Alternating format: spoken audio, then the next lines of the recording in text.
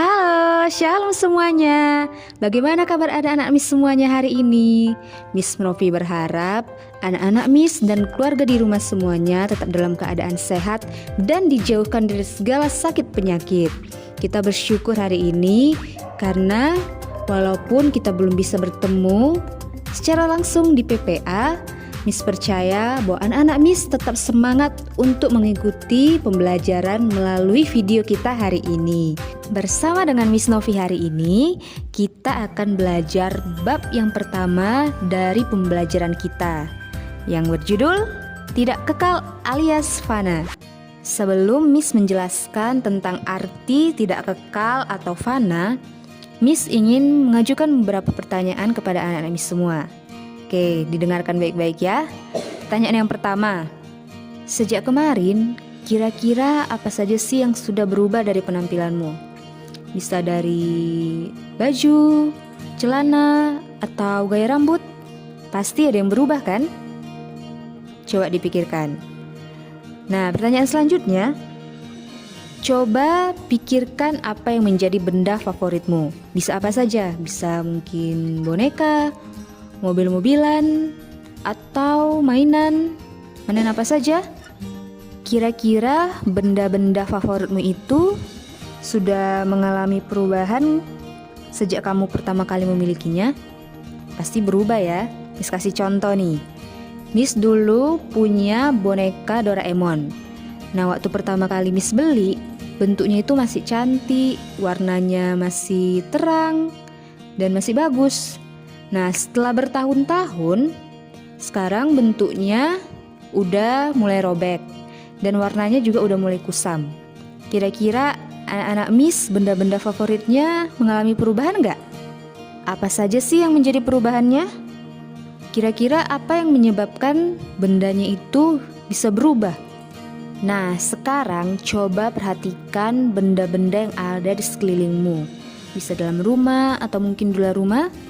Pasti ada banyak benda-benda yang sudah mengalami perubahan. Nah, Miss kasih tahu beberapa contoh ya. Seperti kayu yang dibakar akan menjadi arang atau abu. Lilin yang dinyalakan pasti akan meleleh. Air yang direbus lama-lama akan habis menguap.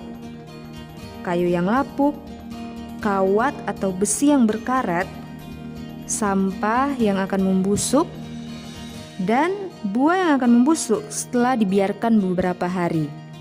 Ini adalah contoh-contoh benda di sekeliling kita yang sudah mengalami perubahan. Nah, hari ini kita akan belajar tentang ada banyak jenis perubahan yang terjadi pada benda.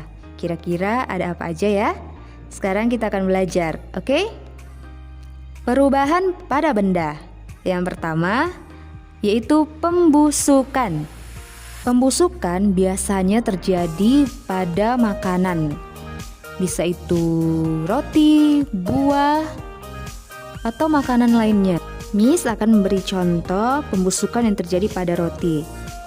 Roti yang dibiarkan dalam keadaan lembab setelah beberapa hari akan berubah dengan munculnya lapisan berbulu berwarna kehitaman yang disebut dengan jamur. Nah, jadi hitam-hitam yang ada pada roti itu disebut dengan jamur ya anak-anak Miss. Lalu bagaimana caranya agar pembusukan tidak terjadi pada makanan? Nah, cara pencegahan yang pertama adalah dengan dipanaskan.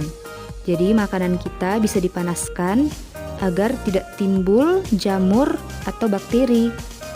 Yang kedua, bisa dengan didinginkan dengan dimasukkan ke dalam kulkas ataupun freezer. Nah, yang terakhir, bisa dimasukkan ke dalam plastik hampa udara. Hampa udara berarti di dalam plastik itu tidak ada udara yang akan menjadi tempat berkembang biaknya jamur. Perubahan pada benda yang kedua yaitu perkaratan. Nah, perkaratan ini biasanya terjadi pada besi. Saat udara lembab, jumlah uap air di dalam udara akan banyak. Nah, uap air tadi akan meresap ke dalam pori-pori besi. Uap air yang meresap tadi akan membuat besi yang tadinya keras lama-kelamaan akan menjadi berkarat. Terus gimana caranya supaya tidak terjadi perkaratan pada besi? Nah, bisa dengan dilakukan pengecatan atau pelapisan pada permukaan besi tadi. Lalu perubahan yang ketiga yaitu pelapukan. Nah, pelapukan ini biasanya terjadi pada kayu. Hampir sama prosesnya seperti proses perkaratan tadi. Saat udara lembab, jumlah uap air di dalam udara akan banyak. Nah, uap air akan meresap ke dalam pori-pori kayu yang akan membuat kayu yang tadinya keras lama-kelamaan akan menjadi lunak. Nah, jika berlangsung lama, maka kayu akan menjadi lapuk. Selain itu, kayu juga bisa terserang rayap yang akan menyebabkan kayu berlubang sehingga memudahkan uap air untuk masuk ke dalam kayu. Lalu bagaimana agar pelapukan terjadi pada kayu? Nah, caranya itu bisa dengan pengeringan kayu agar memperkecil pori-pori pada kayu. Bisa juga dengan melapisi kayu dengan cat atau dengan vernis. Nah, setelah belajar tentang perubahan yang ada pada benda-benda di sekeliling kita, Miss memberi kesimpulan bahwa tidak ada satu barang atau benda pun di dunia ini yang tidak berubah. Semua benda pasti akan berubah pada akhirnya. Bahkan firman Tuhan pun mengatakan bahwa tubuh kita akan kembali menjadi debu setelah kita mati. Lalu untuk apa saya hidup untuk sesuatu yang hanya sementara, Miss? Nah, pertanyaan ini akan Miss jelaskan di pembelajaran kita minggu depan tentang kekekalan. Miss juga akan memberikan tugas kepada anak-anak Miss. Tugasnya dikerjakan ya nak, sebagai tanda bahwa anak-anak Miss Novi adalah anak-anak yang taat. Tugasnya dikirimkan ke WA Miss secara pribadi dan bukan di grup. Oke, sampai di sini pembelajaran kita hari ini. Miss berterima kasih untuk anak-anak yang sudah menonton videonya sampai akhir. Tetap dijaga kesehatan dan dijaga protokol kesehatannya ya nak. Shalom, God bless.